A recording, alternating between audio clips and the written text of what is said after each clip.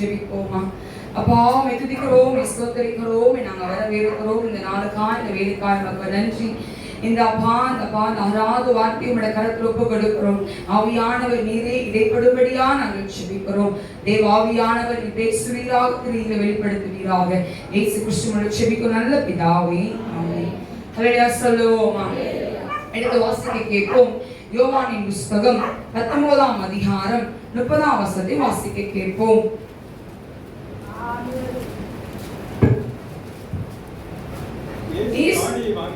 இயேசு காடி வாங்கின பின்பு முடிந்தது என்று சொல்லி தலையை சாய்த்து ஆவியை ஒப்பு கொடுத்தார். ஆமென் சொல்லுங்களேன்.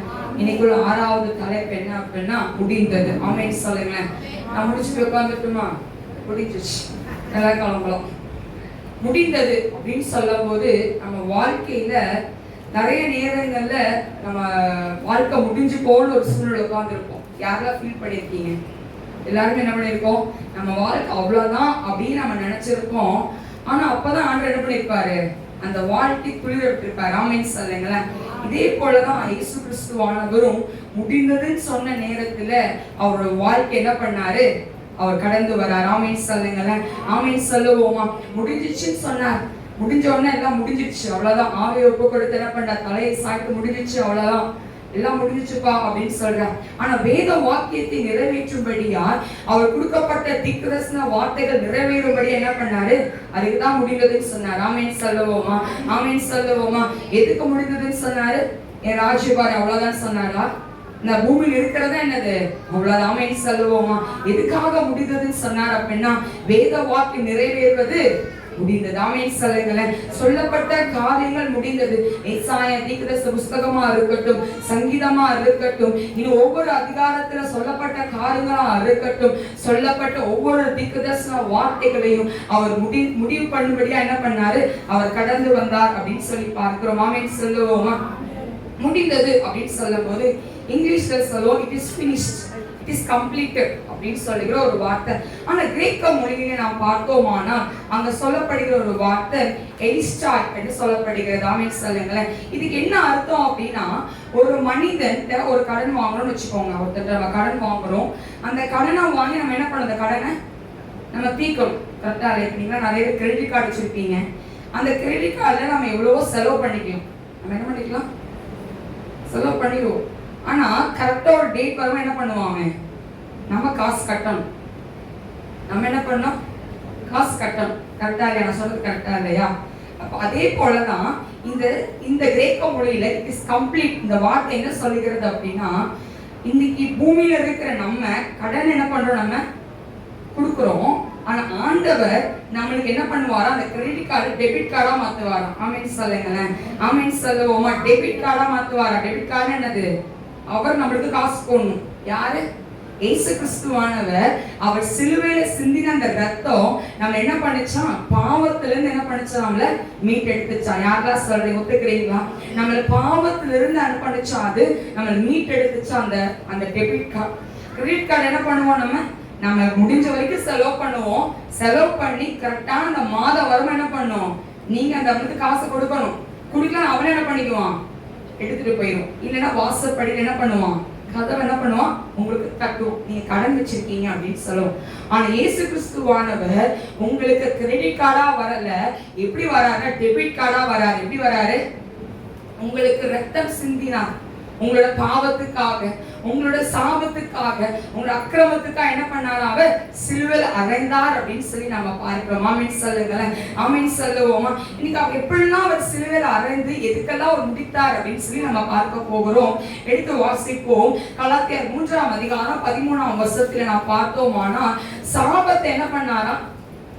சிலுவையில சுமந்து தீர்த்தாரா? ஆமென் சொல்லுங்களேன். ஆமென் சொல்லுங்களேன். வாசிப்போம். மரத்திலே தூக்கப்பட்ட எவனும் சபிக்கப்பட்டவன் என்று எண்ணி எழுதியிருக்கிறபடி நமக்காக சாபமாகி நியாயப்பிரமாணத்தின் சாபத்திற்கு ஆமென் சொல்லுங்களேன். மொத்தம் எதை முடிச்சார் அப்படின்னா சாபத்தை தீர்த்து முடித்தார். ஆமென் சொல்லுங்களேன். உங்க சாபத்தையும் என் சாபத்தையும் தீர்த்து முடித்தார் ஆண்டவர். ஆமென் சொல்லுங்களேன். நிறைய பேர் சொல்லுவாங்க உங்களுக்கு சாப கட்டு இருக்குன்னு சொல்லுவாங்க. இன்னைக்கு நீங்க சொல்லுங்க, எனக்காக என் ஆண்டவர் சிலுவையில அறைந்து என்ன பண்ணிருக்கிறாரு, என் சாபத்தை தீர்த்து முடித்திருக்கிறாரு நீங்க சொல்லணும். ஆமென் சொல்லுங்களேன். ஐயோ சாபம் இருக்கோ, எந்த ஊர் சாபம், எந்த வீட்டு வழியில சாபம் வந்துச்சு கேட்க கூடாது. என்ன கேட்க கூடாது, எங்க அம்மா வழியா வந்துச்சா, எங்க அப்பா வழியா வந்துச்சா, இல்ல என் கூட்ட வழியில வந்துச்சான்னு கேட்க கூடாது. எப்படி கேட்க என்ன சொல்லணும், நீங்க பதில் அடுத்த பதில் சொல்லணும். என் சாபத்தை கர்த்தர் மரத்துல என்ன பண்ணாரு தூக்கப்பட்டார். ஆமென் சொல்லுங்க. ஆமென் சொல்லுவோமா. உங்க சாபங்களை கர்த்தர் முடித்து போட்டு இருக்கிறார். ஆமென் சொல்லுங்க. உங்க தலைமையில கை வச்சு சொல்லுங்க, என் சாபம் எனக்கு கிடையாது. என் தலைமையில என் ஆண்டவர் சாபத்தை மரத்தில் என்ன பண்ணாரு தூக்கி போட்டார். ஆமென் சொல்லுங்க. அவர் சிலுவையில் என்னவானாரா, அவரே சாபமானார். சிலுவையில் அவரே சாபமானார். ஆமென் சொல்லுவோமா. அடுத்து எதை முடித்தார் அப்படின்னு சொல்லி பார்ப்போம். 1 யோவானின் புத்தகம் 3ஆம் அதிகாரம் 8ஆம் வசனத்தை வாசிக்க கேட்போம். டக்கு வாசிங்க பார்ப்போம். பாவம் செய்கிறவன் பிசாசினால் உண்டாயிருக்கிறான், ஏனெனில் பிசாசானவன் ஆதி முதலாய் பாவம் செய்கிறான். பிசாசின் கிரியை என்ன பண்ணும்படியா அழிக்கும்படிக்கு தேவனுடைய குமாரன் வெளிப்பட்டார். ஆமென் சொல்லுங்களேன். பிசாசோட கிரியைகளை முடிப்பதற்காக அவர் முடித்து தீர்த்தார். ஆமென் சொல்லுங்களேன். சிலுவையில அவர் அறையக்கூடாதுன்னு சொல்லி என்னென்னமோ திட்டத்தை அவன் போட்டான் பிசாசு. கெத்செமனே தோட்டத்துல அவர் முழங்கால் போட்டு ஜெபிக்கும் போது அவருடைய வேர்வை ரத்தமாய் மாறினது. ஆமென் சொல்லுங்களேன். அவன் என்னென்னமோ பயங்களை அவன் காட்டினான். ஆனா ஆண்டவர் பிசாசின் தடைகளை, பிசாசின் கிரியைகளை முடித்து போட்டார். ஆமென் சொல்லுங்களேன். அவர் பிசாசினோட காரியத்தை எப்படிலாம் நம்ம பார்க்கலாம் அப்படின்னா, வேத பார்வைகள் மூலமா பரிசேயர் மூலமா என்ன பண்ணான், தூண்டணும். ஜனங்க என்ன பண்ணா, ஏசப்பாவை கொல்லுங்க, ஏசப்பாவை கொல்லுங்கன்னு சொல்லி அவங்களுக்குள்ளேயே அவன் என்ன பண்ணான், தூண்ட ஆரம்பிச்சான். எப்படிலாம் அவர் தூண்டினான்னு பார்ப்போமா. மத்தேயு புத்தகம் 12ஆம் அதிகாரத்தை எடுத்துக்கொள்வோம். அதில் 14ஆம் வசனமும் 15ஆம் வசனத்தை வாசிக்க கேட்போம். அப்பொழுது பரிசேயர் வெளியே போய் அவரை கொலை செய்யும்படி அவருக்கு விரோதமாய் ஆலோசனை பண்ணினார்கள். வாசிங்க. இயேசு அதை அறிந்து அவ்விடம் விட்டு விலகி போனார். ஆமென் சொல்லுங்களேன். யார தூண்டினாரா, இந்த பரிசேயனை பிசாசு தூண்டா. எப்ப தூண்டுறான், இவர் எப்படியாச்சும் கொன்று, இப்ப கொன்று இந்த கூட்டத்துல, இந்த கூட்டத்துக்கு எப்படியாச்சும் என்ன பண்ணிடணும், கொல்லணும்னு சொல்லும் போது இயேசுவானவர் விலகி போனார் அப்படின்னு சொல்லி வேதாகமத்துல நாம் பார்க்கிறோம். யோவானின் புத்தகம் 8ஆம் அதிகாரம் 59ஆம் வசனத்தை நாம் வாசிக்க கேட்போம். அப்பொழுது அவர்கள் அவர் மேல் எரியும்படி கல்லுகளை எடுத்துக்கொண்டார்கள். இயேசு மறைத்து அவர்கள் நடுவே கடந்து தேவாலயத்தை விட்டு போனார். என்ன பண்ண போனானுங்க, பேசுல பாப்பா தூக்கம் வருதோ, என்ன பண்ணாங்க, கல்லையில போனான். அப்ப என்ன பண்ணார் ஆண்டவர், என்ன ஆனாராம், மறைந்து போனார் அப்படின்னு சொல்லி பார்க்கிறோம். யோவானின் புத்தகம் 18ஆம் அதிகாரம் 4-5 வாசிக்க கேட்போம். எல்லாவற்றையும் அறிந்து எதிர்கொண்டு போய் அவர்களை நோக்கி யாரை தேடுகிறீர்கள் என்றார். அவர்களுக்கு அவர் பிரதியுத்தரமாக என்ன பண்ணாரா, ஏசப்பா இப்ப என்ன பண்ணாரு, மறைஞ்சு போனாரா, என்ன பண்ணாரு, எதிர்த்து நிக்கிற ஸ்ட்ரைட் நிக்கிற ஆப்போசிட் டைரக்ஷன் என்ன பண்றாரு, நிக்கிறார். நீங்க யார தேடுறீங்க அப்படின்னு கேட்கிறார். 2 முறை என்ன பண்ணாரு, விலகி போறாரு, மறைஞ்சு போறாரு. ஆனா 3வது முறை என்ன பண்றாரு ஆண்டவர், ஆப்போசிட்ல வந்து நிக்கிறார் ஆண்டவர். பிசாசோட கிரியை எப்ப முடிக்கணும் ஆண்டவருக்கு தெரியும். ஆமென் சொல்லுங்களேன். பிதாவோட சித்தத்தை செய்யும்படியால் இந்த பூமிக்கு அவர் கடந்து வந்தார். நீங்க அதே ஆவியான நமக்கிட்ட எதிர்பார்க்கிற விஷயம் என்ன அப்படின்னா, என் சித்தத்தை செய்ய நீங்க ரெடியா இருக்கீங்களான்னு கேட்கிறார் ஆண்டவர். இன்னைக்கு ஆண்டவர் சாபத்தை முடித்து போட்டா, பிசாசின் கிரியை முடித்து போட்டா, எதிர் வந்த காரியத்தை முடித்து போட்டா. இன்னைக்கு ஆண்டவருடைய பிள்ளையா இருக்கிற அவன் நம்மளை குறித்து நிறைய திட்டத்தை பிசாசு போட்டு இருக்கலாம். உங்க எண்ணங்களுக்குள்ள நினைவுகளுக்குள்ள மனசாட்சிகளுக்குள்ள நீங்க எழும்ப விடாதபடி அவன் என்னென்னமோ திட்டத்தை அவன் போட்டு இருக்கலாம். ஆனா ஆண்டவர் உங்க கூட இருக்கும் போது அவர் நினைச்சதுதான் நடக்கும். ஆமென் சொல்லுங்க, ஆமென் சொல்லுங்க. நீங்க சொல்லலாம் நான் வாழ்வதை விட சாவது நானும் நீங்க சொல்லலாம். ஆனா உங்களை வாழ வைக்கும்படியா எந்த இடத்துல அற்பமா எண்ணப்பட்டீங்களோ, எந்த இடத்துல தலைகுடியப்பட்டீங்களோ அந்த இடத்துல உங்க தலையை நிமிரும்படியா அவர் நிக்க வைக்கிற தேவன். ஆமென் சொல்லுங்க. ஏசப்பாவை பிளாத்துவா இருக்கட்டும், காய்பா இருக்கட்டும், அண்ணாவா இருக்கட்டும், இருக்கிற எல்லா ஜனங்களா இருக்கட்டும், நம்ம கேட்ட எல்லா வார்த்தைகளும் நம்ம பார்த்தோம்ல, அங்க ஒவ்வொரு பேரும் அவனை பார்த்து ஏசப்பா பார்த்து அற்பமா தான் பார்த்தாங்க.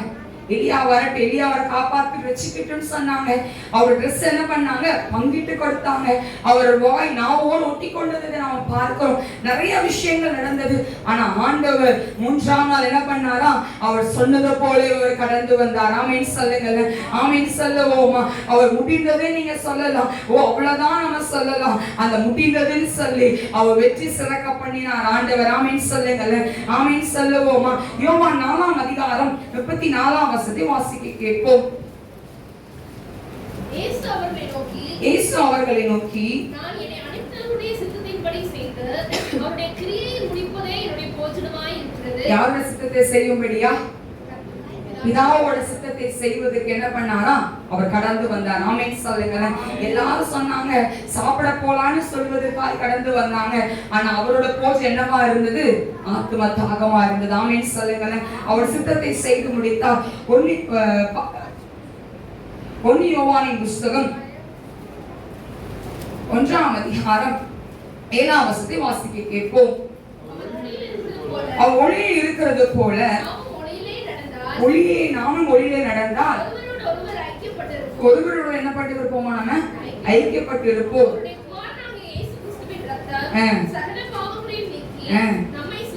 ஆமென் சொல்லுங்க, ஆமென் சொல்லுங்க.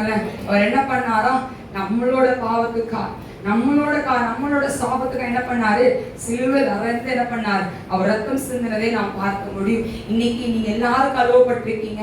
இன்னைக்கு எல்லாரும் என்ன பண்ணிருக்கோம், நம்ம கழுவப்பட்டிருக்கோம். ஆமென் சொல்லுங்க, ஆமென் சொல்லுவோமா. இன்னைக்கு எல்லாரோட வாழ்க்கையிலையும் அந்த ரட்சிப்பு என்ற ஒரு காரியத்தை கர்த்தர் கொடுத்திருக்கிறார். வாசிப்போம். 1 தீமோத்தேயு புத்தகம் 1ஆம் அதிகாரம் 5ஆம் வசனத்தை வாசிக்க கேட்போம்.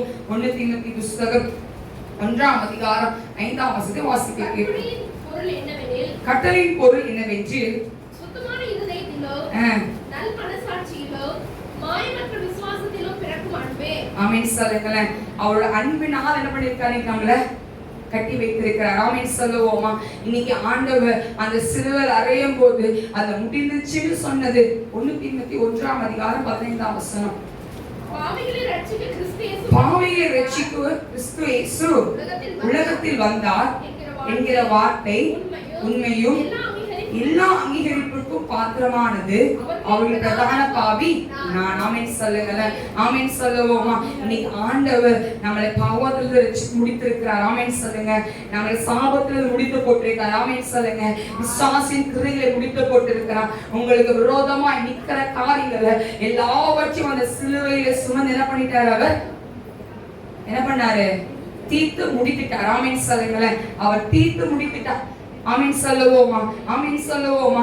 எல்லாவற்றையும் அவர் முடித்து அவர் சொன்னது போலவே இந்த பூமிக்கு அவர் கடந்து வந்து அவர் மரித்து போனதை நாம் பார்க்க முடியும். இன்னைக்கு ஆண்டுடைய பிள்ளையா இருக்க நம்மள இன்னைக்கு உங்க வாழ்க்கை முடிந்தது நீங்க சொல்லலாம். சமாரிய ஸ்திரியோட வாழ்க்கை முடிஞ்சிச்சுன்னு அவன் நினைச்சான். ஆனா அவன் மூலமாய் அந்த ஊரை கத்த ரட்சிப்புகளை கொண்டு வந்தா.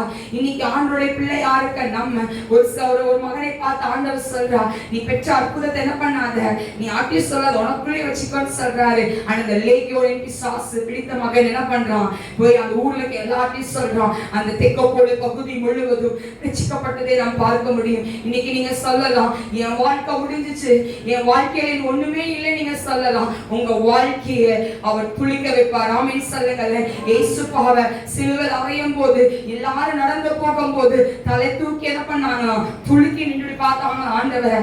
இயேசுவை நீங்களும் அற்பமா எண்ணப்படும் போது உங்களை பார்த்து ஒரு மாதிரி உங்களை பார்த்திருக்கலாம். ஆனா ஒரு நாள் நீங்க கடந்து வரும்போது, கர்த்தருடைய பிள்ளையாய் நீங்க கடந்து வரும்போது அவர் உங்கள் தலையை நீதி சூரியனை போல என்ன பண்ணுவார், அவர் பிரகாசிக்க பண்ணுவார். ஆமென் சொல்லுவோமா. எல்லா தலைகளை தாழ்த்துவோமா. அப்பா உமக்கு நாங்க நன்றி செலுத்துகிறோம். இந்த நாளுக்காக உமக்கு நன்றி. இந்த முடிந்தது என்ற காரியத்தை எங்க வாழ்க்கையை நீங்க வெற்றி சிறக்க பண்ணுகிற ஒரு காரியம் ஐயா. அப்பா ஆண்டு நீ வெற்றி சிறக்க பண்ணுகிற ஒரு காரியம் ஒவ்வொரு உயிரோடையும் நீ இடைப்பட்டிருக்கிறேன் நான் விசுவாசிக்கிறோம். உங்களுடைய கருத்து எல்லாவற்றையும் ஒப்புக் கொடுக்கிறோம். இயேசு கிறிஸ்துவின் மூலம் ஜெபிக்கிறோம் நல்ல பிதாவே, ஆமென்.